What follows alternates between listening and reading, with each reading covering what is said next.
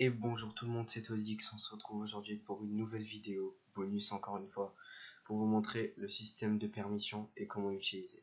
Alors vous allez probablement vous dire que ouais, Odix, c'est bien un système de permission, mais de quelle façon on va pouvoir l'utiliser? Est-ce comme MineWeb, en rajoutant un élément dans le config.json perm sur lequel vous mettez vos permissions, ou tout simplement votre permission? Ça aurait pu être comme ça. C'est une manière très simple, je dirais. Mais pour moi, ce n'est pas une manière complète. Parce qu'en fait, pour tout vous dire, j'allais faire ça au début, mais en fin de compte, je l'ai pas fait, c'est pour une raison bien particulière. Parce qu'en fait, si je le fais, c'est déjà de un trop simple. Et de deux, je peux pas faire ce que j'ai envie dans le plugin. Et moi, ce que j'ai envie de faire, c'est beaucoup de choses en fait. Et voilà. Bref, on va attaquer tout de suite les deux fonctions principales pour pouvoir déclarer votre lien en tant qu'accessible pour un grade. Voilà. Alors déjà, il faut retenir deux permissions dans le Development Tools. C'est la enfin deux fonctions. C'est set permission access et add permission to rank. Alors pas d'inquiétude, c'est ultra simple à utiliser. Et dans quelques cas, vous n'avez juste à utiliser une seule fonction. Voilà. Et dans d'autres cas, vous devez utiliser les deux. Cela dépend de ce que vous voulez faire, mais ce qui est bien avec mon système à moi, c'est que vous allez pouvoir utiliser le système de permission à votre guise, de n'importe quelle manière, d'une manière dynamique, c'est-à-dire vraiment dynamique, hein, encore plus dynamique que dans le JSON, ou d'une manière tout simple, comme dans le JSON. Voilà. Alors juste un truc, n'ajoutez surtout pas permis, parce que ça ne marche pas. Voilà. C'était juste un exemple que je vous ai fait tout à l'heure, ça ne marche pas comme ça. Alors déjà, il faut que vous reteniez qu'il y a un middleware qui s'appelle permission et qui est donc composé comme ça. C'est un middleware dynamique, hein, qui permet de détecter via cette fonction si ça return true ou false. Ça return true si bref, vous avez tout le code ici, vous avez qu'à essayer de le déchiffrer, mais pour vous dire ça d'une manière très simple, ça retourne true si le mec a la permission requise avec son grade et false s'il n'a pas la permission requise. Je vais faire ça en très court, hein. Allez, on va partir dans le FAQ parce qu'en fait je vous explique un truc. Voilà, ça marche pas. Parce que tout simplement, il va falloir que j'enlève check admin. Voilà. Et que je l'ajoute que dans les get. Alors ça c'est ultra important, sauf si vous voulez déclarer vos posts, mais c'est pas trop pratique parce que si vous avez 5000 posts, c'est une expression, voilà, ça va être un peu dur de tous les déclarer. Donc je vous conseille de déclarer que les get, vu que les posts on peut pas y accéder que par une manière post. Du coup ici on va ajouter middleware, et là c'est ultra important, vous ajoutez permission, voilà, sinon ça ne fonctionne pas. Et ouais, voilà, sinon ça ne fonctionne pas. En fait, j'aurais pu le déclarer dans web, comme ça aurait été fait dans tout, partout. Mais le problème, c'est que les posts et les autres méthodes de route vont faire bugger le truc. Donc, vaut mieux pas. Voilà. Bah, c'est bon, on a déclaré les deux. Du coup, maintenant, si j'essaie d'y accéder, logiquement, ça ne marchera pas. Ça va donc me rediriger vers la page d'accueil. Voilà, c'est bien ce que je dis, ça me redirige vers la page d'accueil. Du coup, comment faire pour régler ce problème? Alors déjà, je vais vous montrer donc les trois tables. Il y a déjà la table rank, voilà. Bon, ça, c'est des ranks qui sont déjà prédisposés, qui sont déjà pré-créés. Ça, on s'en fout, d'ailleurs, je vais l'enlever. Je ne sais pas pourquoi est-ce que je l'ai. Voilà, c'est parfait. Donc, comme je vous ai dit, voilà. Ici, vous avez donc la couleur qui sera mise, enfin, vous verrez à quoi va servir la couleur, vous la verrez bien. Pas d'inquiétude. Ici c'est le numéro du rank, ici c'est le nom, ici c'est la couleur. Voilà. Après donc vous avez permission rank. Ici on prend l'ID du rank et nous c'est l'ID 3, voilà, administrateur. Et ici on déclare le nom. Et à partir de là, ici on déclare toutes les permissions. Et ici on met donc le route name, c'est-à-dire en fait le nom du route. Le nom du route c'est ça, le truc qui est ultra obligatoire sur le CMS. Voilà, maintenant que j'ai fait le tour sur les fonctionnalités de base, on va attaquer le code. Du coup, on va dans notre contrôleur. Alors, on part bien dans le contrôleur pardon, qui gère la vue. Sinon, enfin, n'importe quel contrôleur en fait. Soit le constructeur, soit celui qui gère la vue. Mais il faut un contrôleur qui puisse exécuter d'abord les deux fonctions ou la fonction qu'on va utiliser, puis après il exécute ça en fait. Ou sinon vous le faites sur un middleware, sur un provider, voilà, tout simplement, ou sur un middleware, ça vous de voir. Moi, je vais le faire pour ne pas trop me mélanger. On va le faire sur sur le contrôleur. On va le faire ici et ici. Alors, non, pas ici, parce que ici c'est pas le dashboard. Donc c'est ici et ici. Voilà, c'est parfait. Du coup, on commence tout de suite. Ici déjà, on va commencer par set la permission. Je vais vous expliquer comment marche la fonction. Alors ici, vous avez donc le nom de la perm. Le nom de la perm, c'est l'équivalent à ce nom. Après, vous avez le rank ID, pardon. Le rank ID, c'est ça. Voilà. Si le gars il crée un rank qu'il va appeler test ou support technique, enfin, ça c'est pour les utilisateurs du CMS.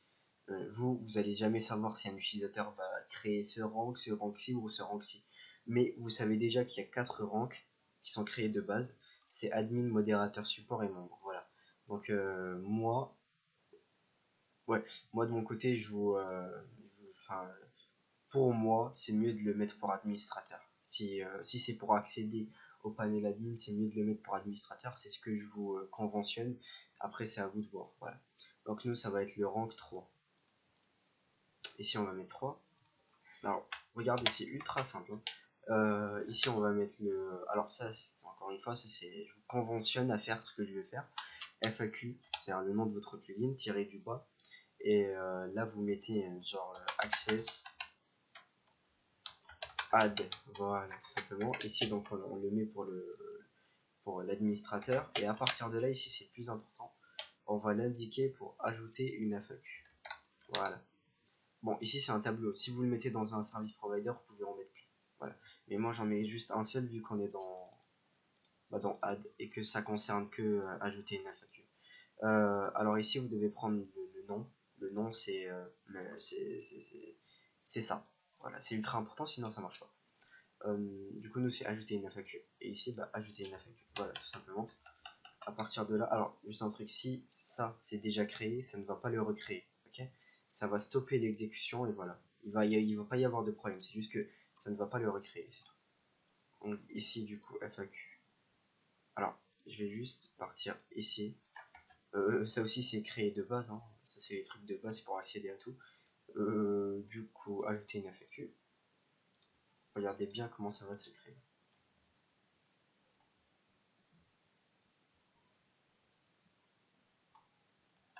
Ouais, si ça ne l'a pas créé, c'est qu'il a dû y avoir un petit problème qu'on va régler maintenant. Alors les logs.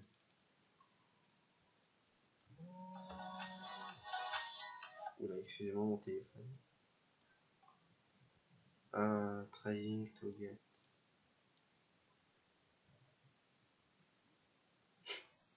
C'est marrant ça. Ok. Ah ouais. Bon, on va faire un truc. Alors c'était quoi déjà? Oui voilà. Alors on va faire un truc. On va le mettre dans le service provider. Alors, pour moi c'est la meilleure technique hein, vu que c'est ce que j'utilise. Enfin, ça dépend. Du coup on va le mettre ici. D'ailleurs, est-ce que... Non, il n'est pas ajouté le développement. Non. Voilà.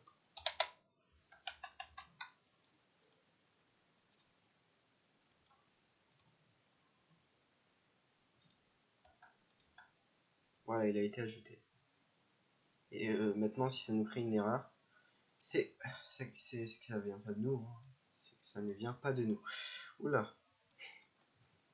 J'arrive même pas à parler, excusez-moi.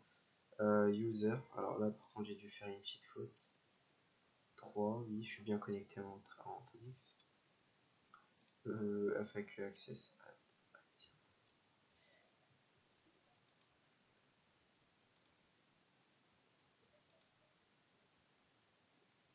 Ouais, ok.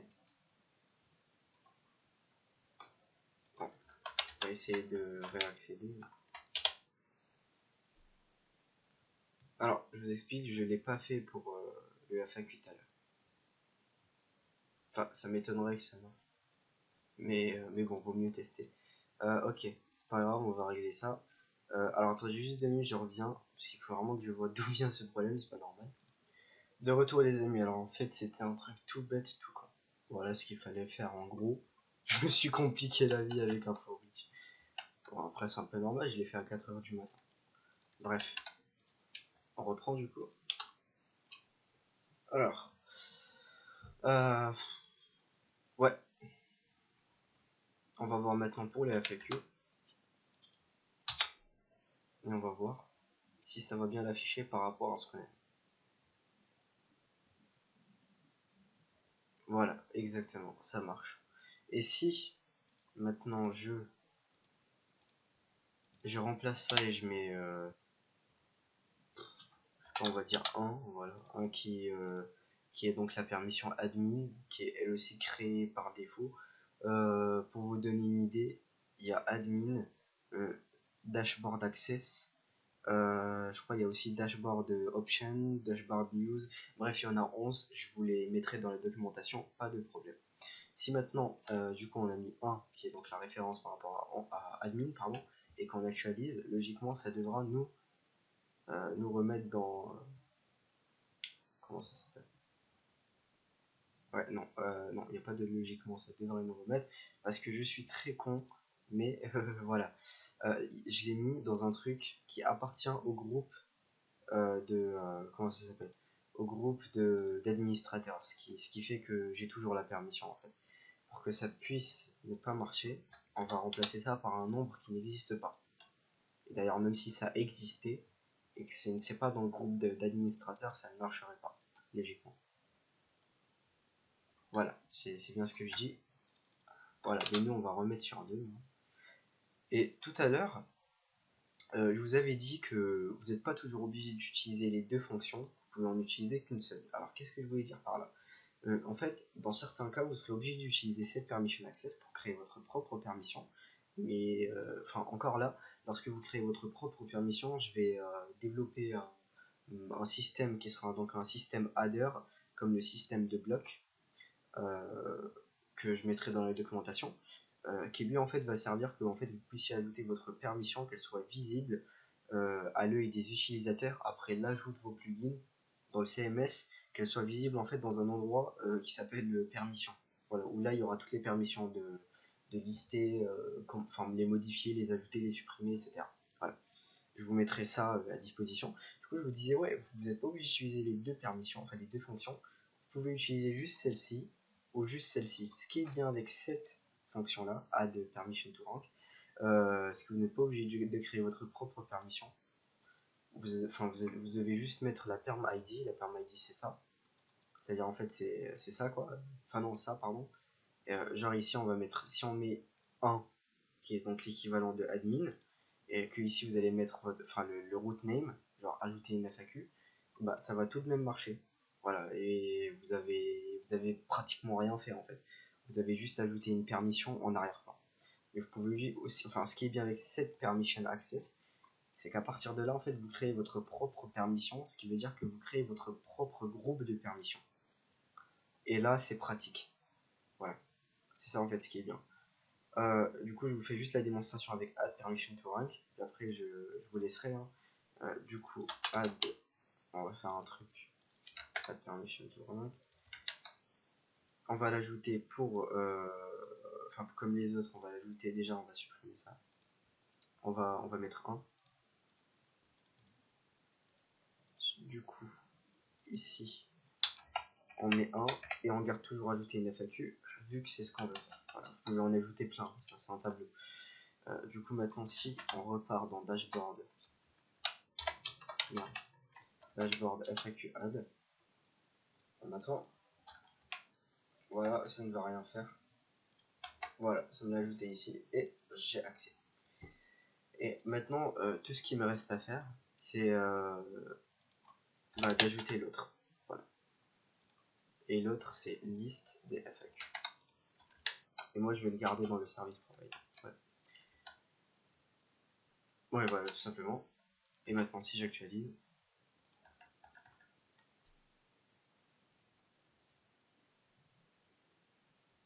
voilà, liste des FAQ. Et si j'essaie d'y accéder, liste des FAQ.